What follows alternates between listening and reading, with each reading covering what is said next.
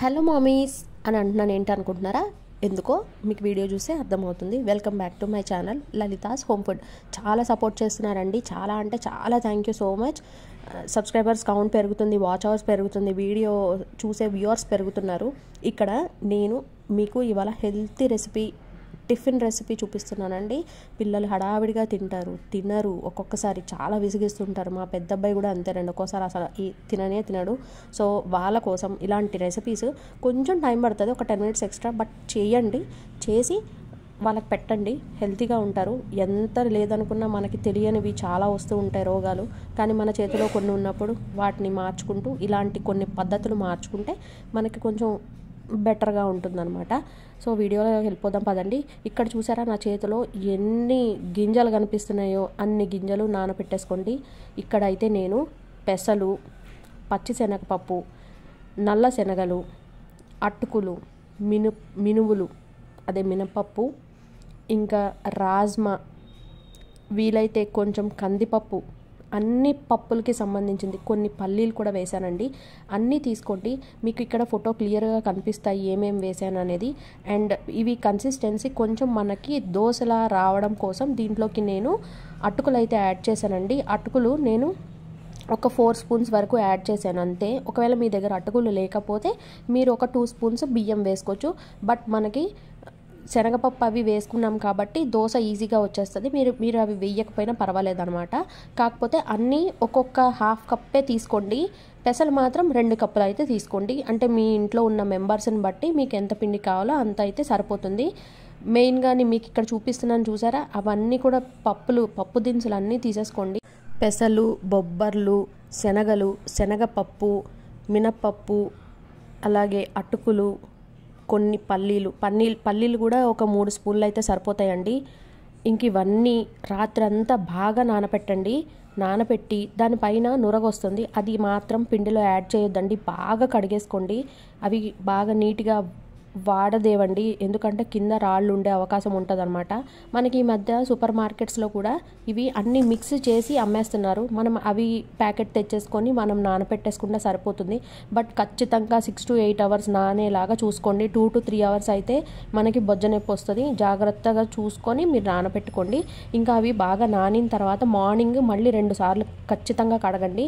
ఇక ఇందులోకైతే సీక్రెట్గా పేరెంట్స్కి చెప్తున్నాను, పిల్లలకి తెలియకుండా ఇవైతే యాడ్ చేసేసేయండి. 1 cup beetroot, 1 cup carrot, 1 cup ఉల్లిపాయ, అలాగే కొంచెం కరివేపాకు, మీ టేస్ట్కి తగ్గట్టుగా ఈ పచ్చిమిరపకాయ, అలాగే అల్లము, జీలకర్ర, ఇంకా ఉప్పు. ఇవేనండి. చూసారా ఎంత కలర్ఫుల్గా ఉందో ప్లేట్ కదా.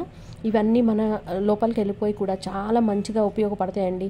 బీట్రూట్ క్యారెట్ జ్యూస్ అంటే తినరు, కూర అంటే తినరు, వీళ్ళతో చాలా విసుగు వచ్చేస్తుంది కదా. అందుకని ఇవన్నీ మనం చక్కగా కొంచెం ఓపికతో చేసి పెడితే సరిపోతుంది. చూసారా, ఫస్ట్ నేను ఇవి 2 batches కింద వేసుకున్నాను అనమాట. అందుకే మీకు ఫస్ట్ అంతా కొంచెం పింక్ కలర్ లాగా, తర్వాత అంతా గ్రీన్ కలర్ లాగా వచ్చిందనమాట.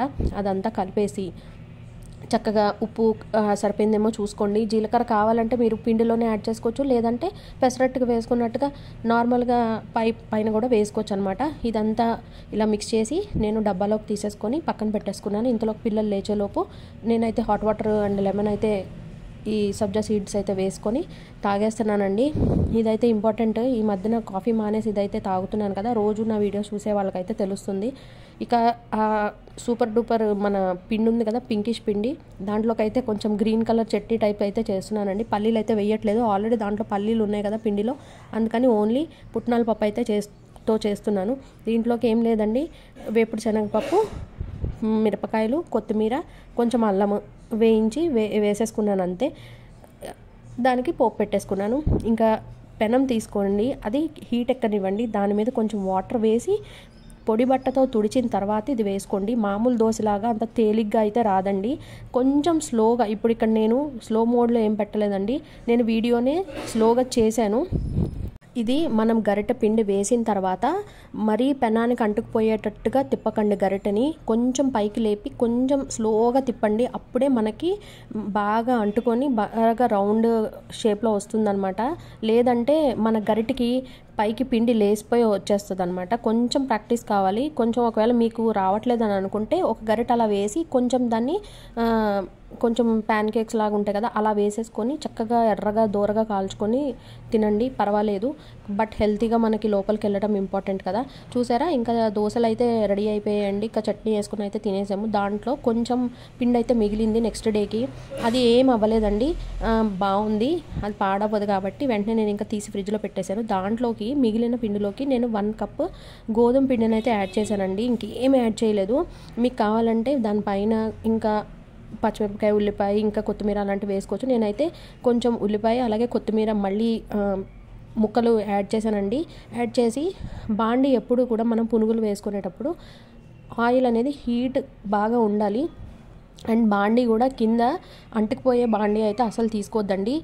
పిండిని కన్సిస్టెన్సీ చూసుకోండి, వేసుకునేది బాగా జోరుగా ఉంది అని అనుకుంటే కనుక పిండి కొంచెం ఎక్కువ యాడ్ చేసుకోండి, గోధుమ పిండి. లేదంటే సరిసమానంగా 1 కప్పే పట్టిందండి నాకు. ఆ వీడియో తీసాను కానీ క్లిప్పింగ్ మిస్ అయింది, ఏమనుకోకండి.